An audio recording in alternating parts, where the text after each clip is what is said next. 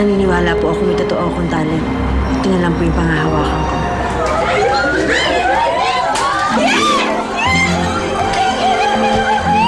Bumalik ka na sa studio. Tapusin mo na yung contest. Huwag ka mag-alala. Andito kami.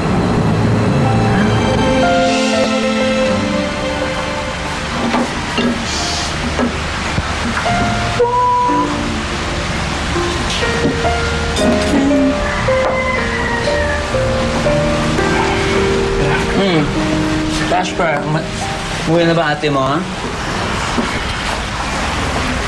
Ha? Ibig sabihin, ikaw ang gumawa ng lahat ng ito? Kahapon po, pag-uwi namin, tinulungan po ko ni Nika. Palakpakan! Ang mabait na kuya, si Jasper. Napakasipag, napaka-pogi. Diba? Pick-back, boom, har-har. Har-har. Kuya, ready na po ako. Patingin ng bag mo, baka meron ko nakalimutan, ha? Check na yung gamit Check niya. Nasabi mo, tapos mo na? Oh, sige, okay na. Tara na para maaga tayo makaalis. Hindi ko na kayo sa labas. Naku, pwede, wag na po. Kaya ko naman pong asikasuhin si Nika. Sigurado ka? Okay. Opo. Nika. Yan. Tara. Bye! Wait lang, Kuya Te. Pag magpapainit po kayo ng tubig, siguraduhin niyo po nakapatay yung tank pagkatapos, ha? Tapos yung tubig, pag hindi niyo po gagamitin, dapat nakapatay din. Lalong-lalo na po yung mga ilaw tsaka yung ventilador para hindi po mataas yung bills natin. Okay, hindi ko naisip yun. Bahay ko to eh. Wait lang, may nakalimutan pa po ako. Paglabas po namin, pakilak na lang po ng maayos yung pinto para hindi po kayo mapasukan. Okay po? Okay po, senyorita. Bye-bye! Binili mo na bahay ko, Jasper. Salamat, ha?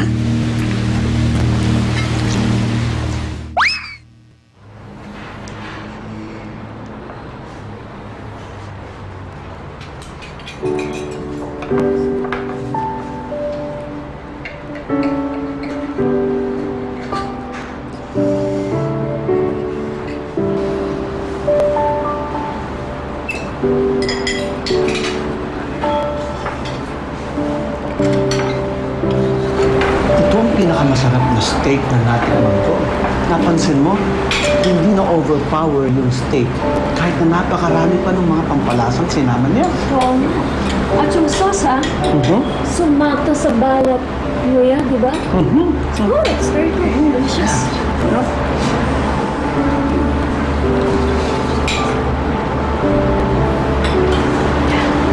Napakasarap nito.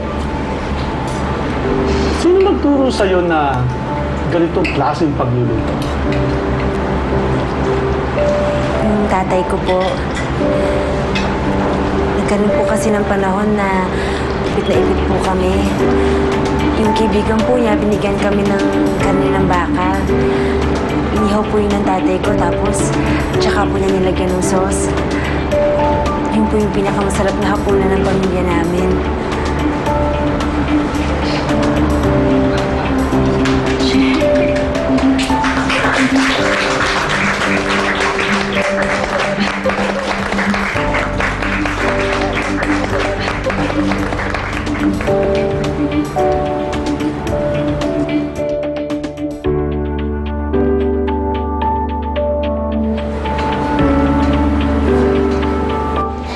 Ano? Nakontak mo na? Kahit anong number na nabigay niyo po sa akin, hindi ko makontak.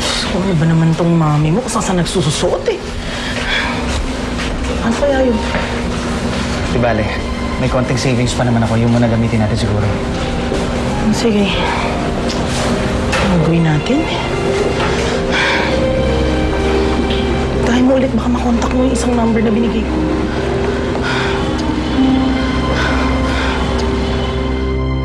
Sa iyong ngiti.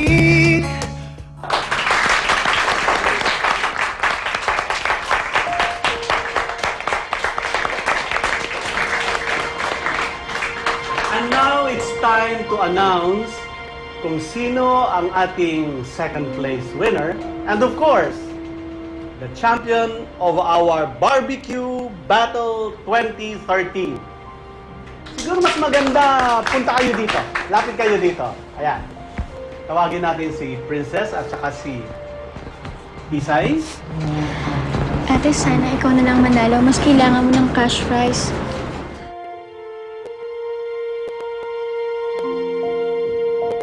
And the big winner ay makakatanggap ng 300,000 pesos. At ang second placer naman ay makakauwi ng 200,000 pesos. And now, the moment we've been waiting for.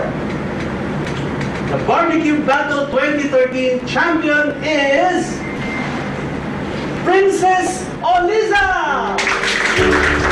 Ang ibig sabihin nito, ang ating second place winner ay si Isay Asuncion.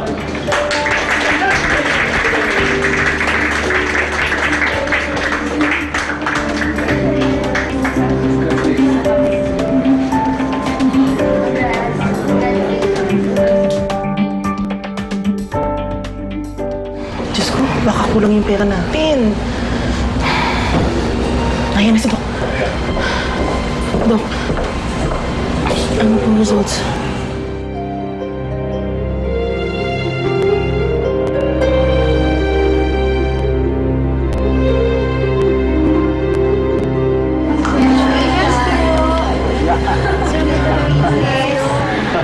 Ate Isay. Asan yung parents mo? Ayun sila, oh. Gusto nilang sumama ka sa amin. Tara, mag-celebrate tayo. Ako, hindi na kailangan ko na talagang puntahan yung tatay ko eh. Congrats na lang sa'yo, ah. Salamat, ah. Pag-pray ko yung tatay mo. Salamat. Ate Isay, huwag ka mag-alala. Magiging okay rin ang lahat. Salamat.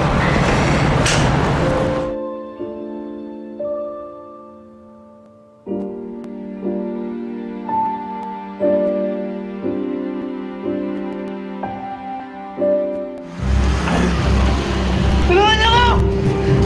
Tulungan niyo ako! Pinaril ako! Ano ba yan? Pinaril ako! Sinaulo na yun!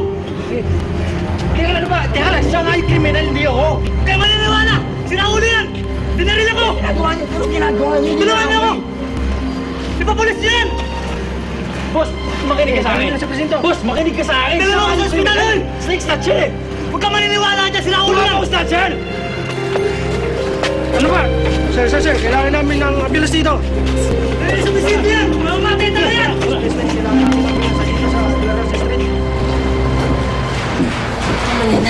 Mamaya, dala ko na po yung pera, pero medyo kulang pa po to. Kamusta na po si tatay? Dumating na yung lab results eh. Pero hindi masyadong maganda eh. Kanina pa po nag-high fever yung pasyente. Under strict observation na po siya.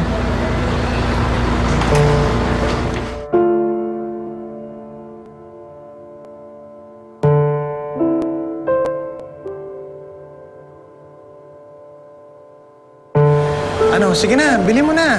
Discounted na nga eh. Medyo palugi na nga yung pagbenta ko sa'yo niyan eh. Maganda sana pare, kaso pasensya na, wala akong cash eh. Gusto mo hulugan? Pwede? Masyadong mabigat yung 500,000 pare eh. Alam mo naman ngayon, madaming gastusin kami ni Mrs. Kailangan ko na talaga ng cash, pare. Magkano ba meron ka dyan? Hindi niyo ba kinuusap yung suspect? Mga palagpat! Kausapin niyo yung witness! Yeah! Ha? Kukulong niyo talaga ako, labo niyo ha! Pasok! Chief! Sinabi ko na sa inyo, di ba? Hindi ako yung kriminal. Yung lalaki dinala sa ospital, siya yung dapat yung huliin. Maraming eyewitness na ikaw ay tinuturong kriminal. Kaya hindi pwedeng hindi ka namin kulong. Chief! Makinig kayo sa akin. Hayaan niyo lang ba makatakas yung kriminal? Andun na siya sa ospital eh. Saka na namin siya problemahin. Ikaw ang nandito. Kaya ikaw muna ang aming asikasuhin. Eh, mali nga kayo eh! Chief! Chief! Mali nga kayo eh! Onyx! Ano, nakusap ko na? Bro, huwag kang mag-alala. Natawagan ko na yung abogado natin. Natiprihan ko na. Sino? Wala mo ginawa eh!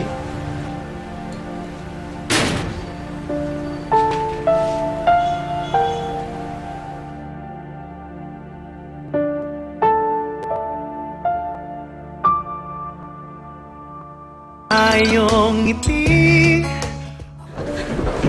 Dok, Ay, Miss Asuncion, papalakasin niyo muna yung loob ninyo. Dok, kamusta na po yung tatay ko? Pinapababa lang namin yung lagnat niya. At isusunod na namin kagad siya sa operation. Sige po. Salamat po.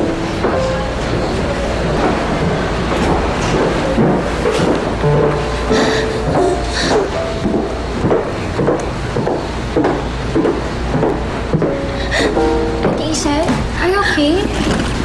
Princess, ano ginagawa mo dito? Konting tulong ko.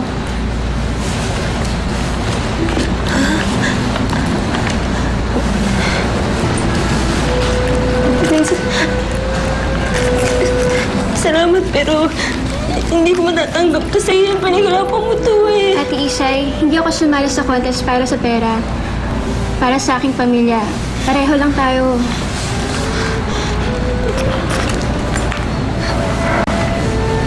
Salamat.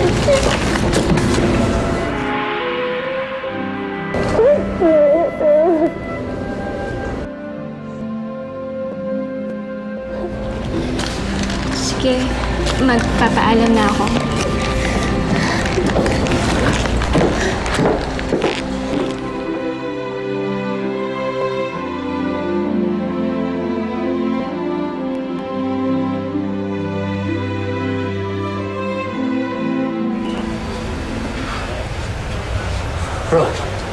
Bro, ano sabi ni attorney?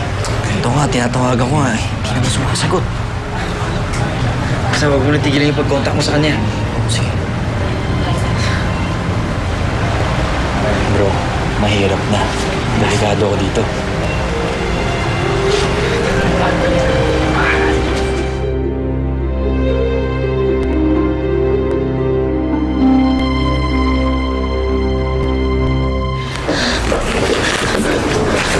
Tatay!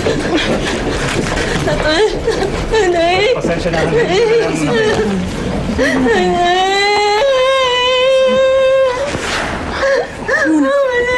Natakot ako, Mama Leila. Huwag ka mag-alala. Matutuloy ang operasyon ng tatay mo. Ito, may nag-donate ng pera para sa inyo. Mama Leila, kanina po ito galing. Ayaw niyang magpasabi. Basta ang importante, hindi ka na daw mamamblema. Sige na, ibayad mo na yung pera para matuloy yung operasyon ng tatay mo.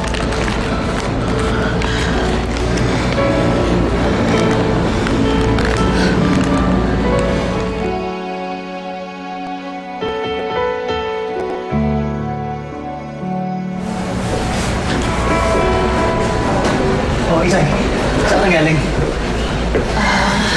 Nagbayad ako ng mga doctor's fee ni tatay.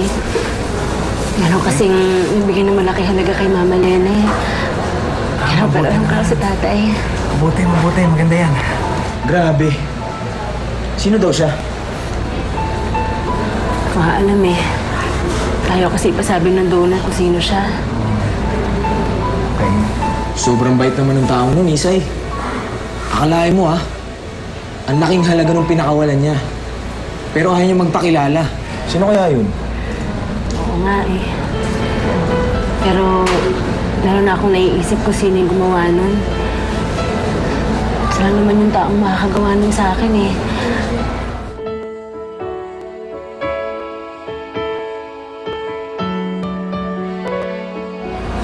Si Dean.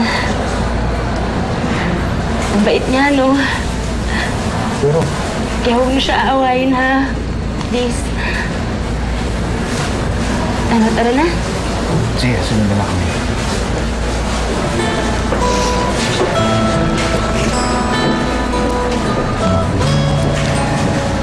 Boss, okay lang ba sa'yo yun? Ang laki ng perang pinakawalan mo. Libo-libo yung boss, di biro yun. Pero sa dinami-dami ng tao sa buong mundo, o kahit sa compound man o kahit dito man lang sa Pilipinas, isa lang yung taong pumasok sa isip niya. Si Dean, yung boy pa nga, siya pa yung naging bida. Okay lang yan. Hindi naman ako dito para magpabida eh. Ang importante na tulungan natin si Isay. Baka talaga, boss. Hindi pa pagmamahal yung nararamdaman mo.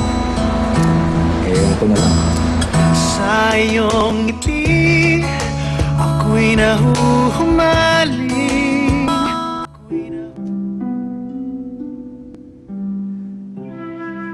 Buong buhay ko nandyan lang si tatay. Nagbabantay.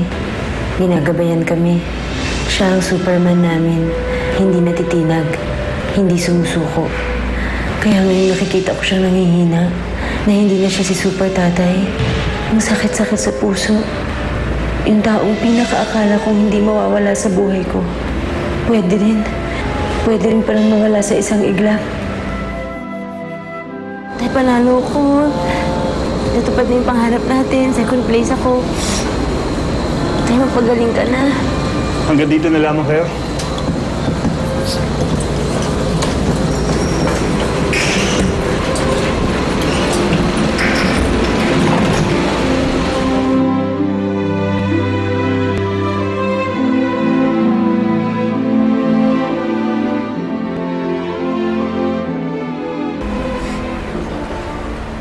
Den Vicencio, laya ka na. May nagtansa sa'yo. Sa wakas, kanina pa dapat ang nakalaya dito eh.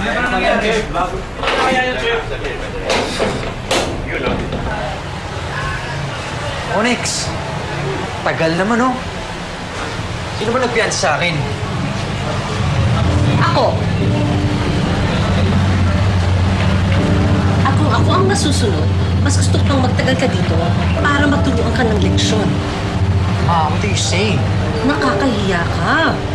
Kala ko nagbago ka na. All of a sudden, eto ka na naman at mas malaki pang kahihiyan ang dinala mo sa pamilya. And for what? For isang babaeng kisunera na kinuha mo lang kung saan? Magmula ngayon, ayokong malaman na nakikipagkita ka sa babaeng yan. Or else, hindi mo magugustuhan ang gagawin ko. Hello, attorney. Basta hindi ko alam kung kakayanin ko kung sakaling.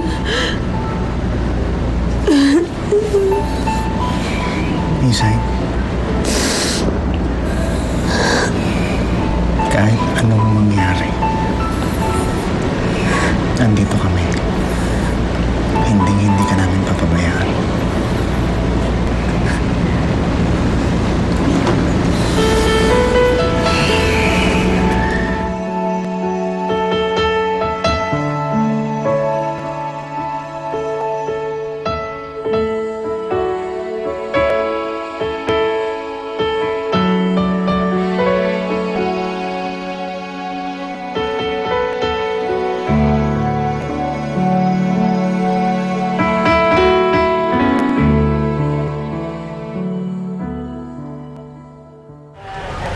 Hello, attorney. Matagal ka pa ba? The longer I stay here, the more I hate that girl, Isay. Okay. You know what? Stop it. Huwag yun ang pagbintangan si Isay. Wala siyang kasalanan dito. Sino gusto mong bintangan ko? Ha? Si Onyx? Gusto mo sisaltin ko si Onyx ngayon? Because he allowed you to chase those two criminals, ha? Yung ba gusto mo? Dean, you know, I tried so hard to like her just to please you. Sabi mo kailangan mo siya sa negosyo mo. Dahil malaki na itutulong niya. But if you lose everything, it's not worth it. Isa lang siyang basura sa buhay mo. Ma'am, hindi basura si Isay. Ang laking tulong niya kaya sa akin. At ano pang sabihin mo, I don't like her. Kailangan mo siyang itapon parang basura.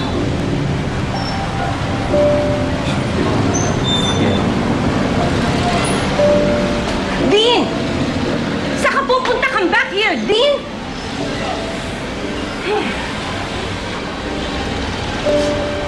Ano tinitingin-tingin mo dyan? Sundan mo yung kaibigan mo, baka magpahamak na naman yan!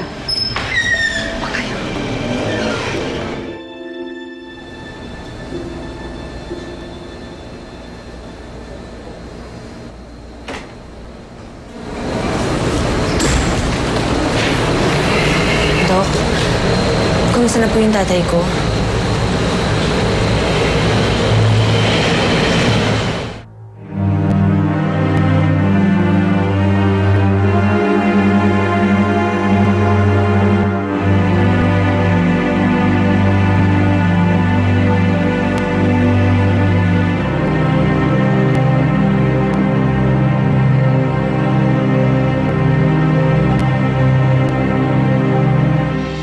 Tandaan mo na dito lang ako para sa'yo at kapag nalulungkot ka, handa akong pasayahin ka. Pagkatapos ng enkwentro nyo kahapon, tumakas ang subject. Gawin niyo lahat ng magagawa niyo para mahanap sila. Hindi natin sila titigilan hanggat hindi natin sila na ipapakulong. I've been so worried about you. Hindi ko kayo matawagan ni Onyx. And nadukot ang cellphone ko, diba? So, Thank you! Bakit? Thank you! Mwah! Thank you. Alam ko na kung paano natin huhuli ng isang snatcher. Kailangan maayos to bago ma-discharge si Tatay Tom sa ospital. Alam mo, Kuya Stone, feeling ko kailangan natin tawagin si Kuya Dean. Hiramin natin yung kotse na, tapos yun na lang gamitin natin. Lang sa'yo ang awit ng aking puso.